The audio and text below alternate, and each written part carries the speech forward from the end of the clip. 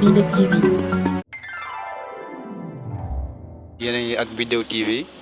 benn chaîne YouTube bu leen proposé chaque jour des entrepreneurs sénégalais comme ni nga gisee benn soxna moo ngi nii moom moo ñu war a waxtaanee tey ay mbiram nu muy doxee ak nu muy avancé ngir ñu mën kaa baaxee jaam yi si réew mi ñoom tamit ñu bëgg entreprise dafay entreprise si réew mi ndax nu muy doxee. waaw kay kon soxna si ñu bàyyi la nga joxe sa tur ak sa sant ak foo nekk ak présentation sa entreprise. waaw asalaamaaleykum maa ngi nuyu mbokk yi seetaan di leen jaajëfal bu baax a baax waaw leen wax ni tey moom seen taxawaay kontaan naa ci trop man nag maa ngi tudd Ndeye Fatou Diop sama boutique mi ngi nekk rond-point Liberté 6 voilà ci route immeuble Ferdinand Coly bi rek même pas 200 mètres du rond-point Liberté. jërëjëf ku ko bëgg a gis rek foo nga ñëw Liberté 6 rond-point. kon ñu ngi lay laaj soxna si yow maanaam yan financement nga wut yan genre financement nga wut pour taxawal sa entreprise quels sont les moyens maanaam xaalis bu comme bi nga am ba taxawal entreprise bi foo ko jëlee si sa mbokk ñoo la jàppale wala da nga def prêt si banque ak naka la. waaw mën naa ne jóge na ci samay mbokk mais tamit lépp loo gis ak jàmbaarte la parce que doomu aadama dama koy waxal ni ñëpp ñi nga xamante ni tey jaar nañ ci yoon boobu nag kenn ku nekk jàmbaar ku nekk xam fa nga jaar ba taxawal li nga taxaw li nga xam ne carrément lii loo def la di góorgóorlu di daan sa doole ba say mbokk tamit dañ ci def parce que parents yi duñ la bàyyi noonu foo jaar dinañ la jàppale lu bëri loolu soo xësee ba mu nekk ba taxawal ko soo demee ba taxawal ko nag di nga xam ne carrément lii kat def nga ci xaalis mais tamit dina am tamit lu des nga commencé def say prêt banque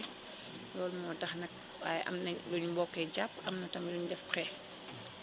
waaw loolu la ñuy tuddee si français maanaam si entrepreneur love money sa mbokk jàppale wala prêt à la banque pour rek sukkandikoo nga commencé tàmbale sa business. waaw soxna si ñu bëgg la laaj tam beneen laaj maanaam yow yan genre problème ngay rencontré saa su ne ak yow projet bi maanaam entreprise bi nga teg nii naka la ñëw si yow passion la wala da nga am ay mbokk yi jaay yow da nga dond ko wala nu mu fa demee. waaw mën naa ne passion la mën naa tamit dama am mbokk yu jaay parce que wax dëgg fa yàlla dañoo nekk si famille boo xamante ni macha allah ñoo bëgg daan doole nekk ci commerce am na ñu fi nekk am na ñu fi nekkul donc comme ni ñuy waxee rek gëw ndey du tëb doom ji bëtt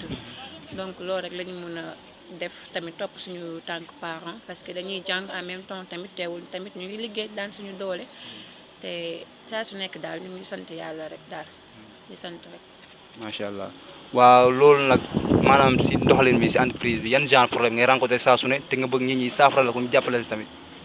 waaw problème yi ñuy rencontré mooy des fois di nga indi tissu ci boutique à un certain temps tissu boo xam nga bu fekkee dafa nekk tissu boo xam dafa gaaw a xew bu yàggee rek beneen fekk ko fa rek après nit yi duñ ci sawar dañuy kiibee fekkee da nga stocké woon loo xam ne dafa bëri après daal di nga am ay jànkonte pour nga jaay ko da ngay obligé sax di ko jaay par lot nga xamante ni kenn day jógee fee rek nga dajaleel ko doo ko jaayee bal li nga ko jaayee woon daal da ngay dajale rek jaay ko noonu c'est parce que bëgg nga sa xaalis même bu fekkee ne doo am à 100% sax di nga jotaat sa xaalis daal mu ñëwaat problème boobu daal ñu ngi ko ciy gis moom waaw. ok kon noonu rek saa su ne liggéey boo gis am na problème waaye xam naa ne moom comme ni ngeen ko dégg wax moom am na si ay saafara léegi ma bëggoon la laaj rek yow soxna si lan ngay wax xale yi jeunes yi comme ñu bëgg a lancer si entrepreneuriat si njaay bi da nga leen di wax. waaw li may wax moom surtout sama mbokk jigéen ñi laay gën a ñaax parce que li ñu naan doon xale teewul am jom dama bëgg ñu am jom bu ñu yaakaar ci kenn dara parce que àdduna na la leer ne képp ku lay defal ku nekk am na lu mu lay séentoo te fi mu toll nii dañoo nekk ay jigéen nekk ndaw te war nañuy sóoraale suñu bopp saa su nekk mooy ni que ëllëg dañoo war a yar suñuy doom bu ñu jaaree beneen yoon bu ëllëgee suñu doom yi su fa jaaree duñu leen mën a yar donc dañoo war a toll fi ñu toll mat li ñu mat doon li ñu doon ba keroog yàlla duñu may ndax suñu borom daf ñoo bind te lim ñu bindaale ala kuliyaale bala ñuy génn àdduna dinañ si jot kon loolu nañu def ndànk te tey te xam ne lépp dina ñëw lépp dina baax muy góor muy jigéen ñëpp laa ciy conseillé bu ci kenn xaaral ma defi lii wala ma ne yomb bi moo gën a gaaw déedéet su jotee rek yomb loolu kese la. kon soxna si nga jox ñu rek seen numéro téléphone ak sa entreprise nu mu tudd ak fa nga nekk saa su ne ku la bëgg a jot rek bëgg a jot si produit yu baax yi. waaw numéro téléphone bi nag mooy nekk 78 601 92 92 beneen bi expresso la mi ngi nekk 70 610 80 44 ku ko bëgg fi bëgg a ñëw nag rond-point Liberté 6 ngay laajte yoon bi jëm route bi nekk immeuble Ferdinand Coly bu ko defee di ngeen agsi fii nag mu ngi tudd Proxaan Tissu su ngeen ñëwee rek incha allah am na yu baax yu fi nekk dinañ leen teral boo ngeen bëgg macha allah. dëgg la kon gis nañ ko macha allah yaatu na soxna si bëgg nañ lool ci sa taxawaay bëgg nañ lool ci sa tontu yi leer na nañ kon noonu la rek Bidew TV la woon c'était Younous Diallo au micro et derrière la caméra c'est monsieur Ahmed Seck à travers Soufi Télécom notre premier partenaire kon ñoo leen jox dig daje incha allah si jamono yi di ñëw tamit kon jërëjëf.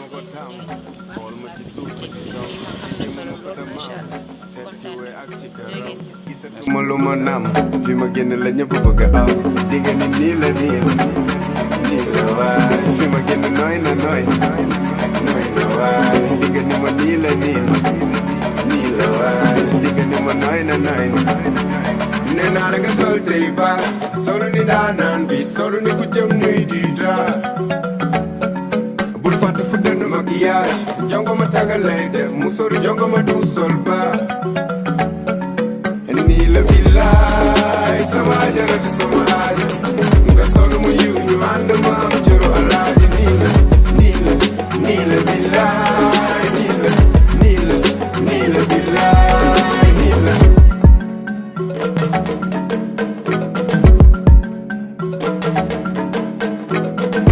danga ne ci APH rombul na woon doo jum ci maquillage man dama la woon